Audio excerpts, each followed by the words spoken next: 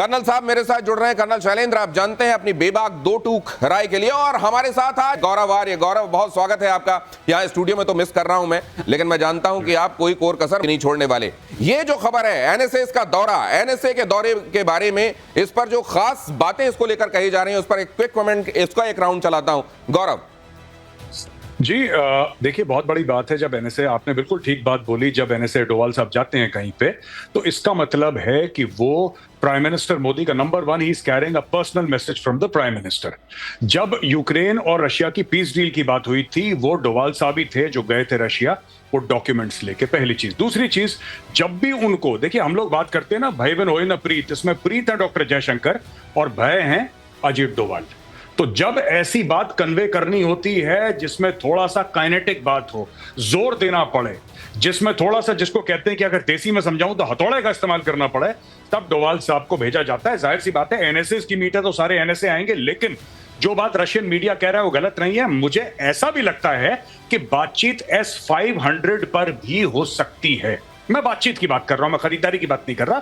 बाकी जो हमारी बैटरीज आनी है S-400 की, उसके बारे में बात तो होगी। ये बड़ी बात कह रहे हैं आप। वहां तो S-400 को डिकोड करने में लगे हुए हैं टर्की के जरिए, लेकिन इधर S-500 तक बात अब आगे पहुंच रही है। आपके पास वापस लौटता हूं यह खबर बताने के बाद, ऑपरेशन सिंदूर के बाद। अब दूसरी बड़ी खबर यह है रूस से कि वो अपने अल्ट्रा मॉडर्न 5th जनरेशन का स्टेल्थ फाइटर सुखोई 57 भारत को बेचने की पेशकश कर रहा है। जबकि पिछले दिनों बीजिंग दौरे पर गए पाकिस्तान के विदेश मंत्री इशाक डार को चीन ने अपने उस JF-35A फाइटर को आधी कीमत पर बेचने का ऑफर दे दिया है। लीजिए, सेल लग गई वहां। और अभी तक ये उनका फाइटर सप्लाई के लिहाज से प्रोडक्शन स्टेज पर ही है और उसको दिया जा रहा है, अभी से वो बयाना लिया जा रहा है आधी कीमत पर।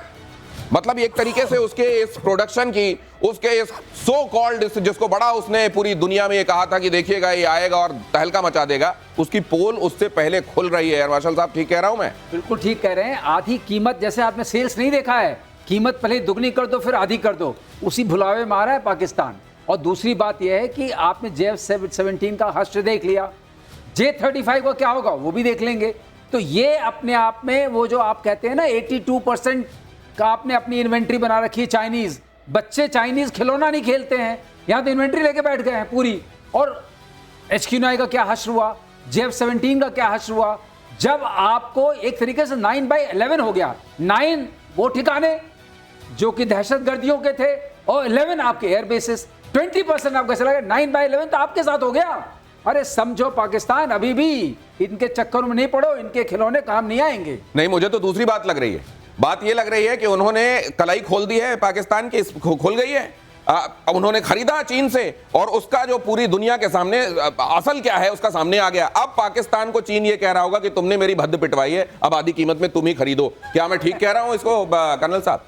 जय हिंद, नमस्कार। देखिए, जब आप बात कर रहे हैं 50%, मुझे जो जनरल नॉलेज में और जो लेमैन लैंग्वेज में पता है, एक के साथ एक फ्री, कुछ ऐसी बात चल रही है। जी। बड़े सीधे शब्दों में, क्योंकि 50% क्या है क्या नहीं मुझे नहीं पता, बट जब एक के साथ एक फ्री ऐसी स्कीम आती है तो आप ही बताइए कि क्या वो एक और उसके साथ वाला फ्री उसी क्वालिटी का हो सकता है जो कि आप अदरवाइज बेच रहे हैं। ये एप्पल मोबाइल आपको क्यों नहीं मिल रहे फ्री में, आपको बाकी आइटम फ्री में क्यों नहीं मिल रहे, एक के साथ एक फ्री वाला। ज़्यादा बड़ी बात, किसी भी इक्विपमेंट को मैं कभी भी दुश्मन के पास जो होता है कम नहीं आंकूंगा, लेकिन मेरी हमेशा से ये रही है, आप मशीन तो उसको ऐसी पकड़ा देंगे जैसे बंदर के हाथ में आईना, बट अपने आप में वो बंदर उसको ऑपरेट कैसे करेगा, ट्रेन कैसे करेगा, it is always the man behind the machine. ऐसा नहीं है कि ये सारे के सारे जो सिस्टम्स हैं वो सिर्फ कंडम है। चाइना हमारे लिए वो भी एक बड़ा थ्रेट है, इस लिहाज से उनकी तैयारी क्या है मैं ये भी जानना चाहता हूं। गौरव आर्य, सेल क्यों लग रही है? देखिए साहब, सेल इसलिए लग रही है, सेल का सिर्फ एक और एक कारण है कि भारत को कंटेन करना है। पाकिस्तान को ऐसा लगता है कि जब भारत के साथ लड़ाई होगी तो चीन आएगा बीच में, पाकिस्तान को बचाएगा। चाइना क्यों आएगा बीच में? चाइना क्या 71 में आया बीच में, या चाइना 99 कारगिल में आया बीच में, या अभी ऑपरेशन सिंदूर में आया? चाइना चाहता है कि पाकिस्तान और भारत की लड़ाई हो। चाइना चाहता है कि भारत उधर बिजी हो जाए, भारत का इकोनॉमिक डाउनफॉल हो, भारत कमजोर हो जाए। This is what China wants. अब पाकिस्तान उसका एक नालायक पार्टनर है। चाइना के वांट से सिर्फ नहीं होता ना कि चाइना वांट्स, तो चाइना उसको बोलता रहता है कि आप पहलगाम करो, आप ये करो, वो करो, भारत रिएक्ट करेगा। भारत ने बहुत बिल्कुल जिसको कहते हैं खूबसूरती से उनको हैमर करा, 3-4 दिन के अंदर पूरा मामला रफा दफा करा और भारत ने थैंक यू बोल के भारत आगे निकल गया। अब पाकिस्तान को जो डैमेज हुआ है वो पाकिस्तान संभालेगा। अच्छा, इससे क्या हुआ कि पाकिस्तान की इनसिक्योरिटी बढ़ी कि भारत तो कभी भी हमें मार सकता है, हमारे पास ऐसा एयर डिफेंस सिस्टम है ही नहीं जो भारत की एक भी मिसाइल रोक ले। अब हम क्या करें? 82% इन्वेंट्री आपने बताया चाइना की है, अब वापस चलो चाइना। फिर चाइना एक साइकिल में पाकिस्तान फंस गया है। और सिर्फ ये दोनों मेरे सीनियर्स हैं सर जो हैं आपके साथ स्टेज पे, वो आपको एक बात बताएंगे, when you buy a weapon ये इंटीग्रेटेड होता है पूरा, आप आइसोलेशन में वेपन नहीं खरीदते। ये कोई राइफल नहीं है जिसको आप खरीद रहे हैं, this is not a rifle. आप जब भी कोई बड़ा सिस्टम खरीदते हैं उसका इंटीग्रेशन होता है। तो अब पाकिस्तान के लिए बहुत मुश्किल है इन सब चीजों से अलग होना। अब ये फॉर लाइफ ये डिपेंडेंट हो गया चाइनीज वेपन प्लेटफॉर्म से। 82% दिनेश कम नहीं होता है। और हमारे लिए जो Su-57 उसके बारे में आप क्या सोच रहे हैं? क्योंकि हमारे देश में भी दो तरह के थॉट्स चल रहे थे। एक तो ये कि हमको अमेरिका की तरफ देखना चाहिए, दूसरा तरफ ये कि यूरोपियन दूसरे जो हमारे पास ऑप्शन है उसकी तरफ देखना चाहिए, और तीसरा ये कि हम रशियन को लेकर शुरू से जो साथ में चले हैं, हमारे लिए वो ट्रस्टेड अलाई है, उसी को लेकर साथ में चलना चाहिए। देखिए दिनेश, इसमें सिंपल सी ये बात है कि आपका जो एमका का प्रोजेक्ट है उसको लगेंगे 15-20 साल, ठीक है। 4-5 साल तो कह रहा है प्रोटोटाइप, 4-5 साल तो कह रहा है प्रोटोटाइप। फिर प्रोटोटाइप के बाद आप दिखाएंगे, फिर इंडियन एयरफोर्स उसको टेस्ट करेगा, एयरफोर्स अपनी 4 बातें बताएगा, उस पर जब तक फ्लीट पूरी पहली स्क्वाड्रन तैयार होगी, अभी उसका इंजन का नहीं पता कौन सा लगाएंगे। बातचीत चल रही है, इसका होगा, उसका होगा, साफरान का होगा, F404 होगा, F414 होगा, XYZ जो भी। एक तो ये चीज है।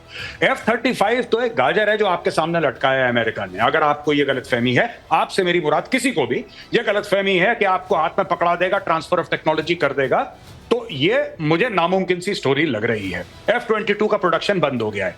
अब हम आते हैं F-57E के बारे में जो आप बात कर रहे हैं। Russia has offered complete transfer of technology.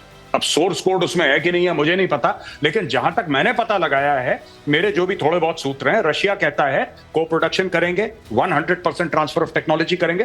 तो मुझे ऐसा लगता है क्योंकि ये खतरा मंडरा रहा है हमारे ऊपर, चाहे वहां पे पाकिस्तान हो जिसको बात कर रहा है कि साहब हम उसको 40 जेट दे देंगे 5th जनरेशन J-35 की सूरत में, चाहे चाइना का J-20 है, J-35 है, तिब्बत में उसने डिप्लॉय कर दिया। मुझे ऐसा लगता है कि आत्मनिर्भर भारत को चलते रहना चाहिए, लेकिन इसके अलावा बहुत जल्दी हमें 5th जनरेशन के ऊपर कुछ ना कुछ फैसला करना पड़ेगा।